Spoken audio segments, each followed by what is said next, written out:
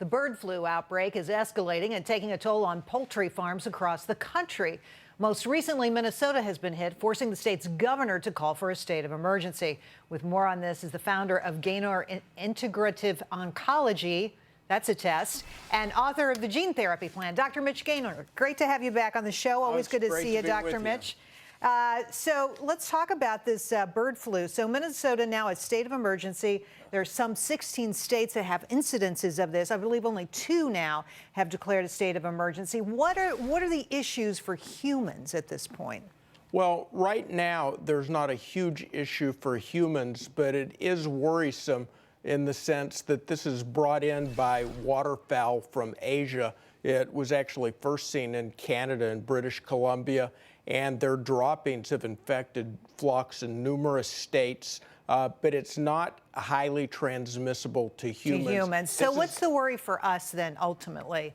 Is it livestock being infected and they have to be killed, or what? That's the major issue, because it's very, very deadly to chickens, to turkeys. About 3.8 million have had to be slaughtered so far. They die relatively rapidly.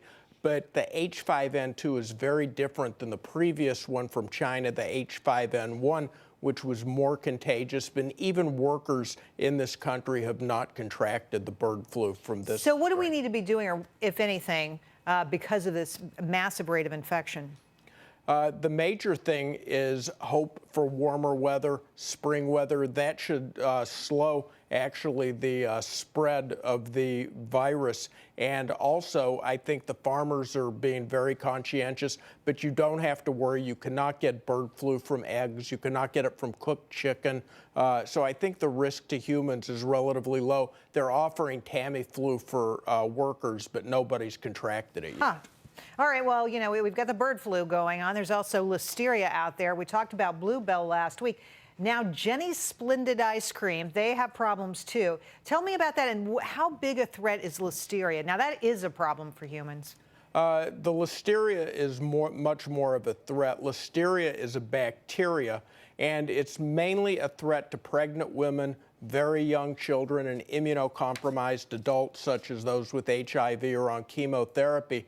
But the Listeria has already been associated with 3 confirmed deaths. 10 people have been sickened by it. And it's not usually found in ice cream, because freezing, it's usually not able to grow. So this is a bit more worrisome. A bit more worrisome and concerning. Tell me more about the symptoms I may face if I had ingested some of this Listeria bacteria, and what I should do if I exhibit those symptoms. The major people that need to worry about it, again, are pregnant women. Most of the really serious side effects happen to either during pregnancy, because it can be transmitted to the fetus, and the fetus can be born with severe listeriosis, which is often fatal. Also, elderly people can get diarrhea, flu-like illness, fever. Occasionally you need an antibiotic for it. Most times, for somebody like yourself, you just have very mild symptoms, may not even notice them. But if you've got a young child or an older person or a pregnant woman in your household, you have to be super careful, right, Doc? Absolutely. All right, thanks for coming on. And we will pray for that warmer weather for many reasons. Thank you so much. Thank you.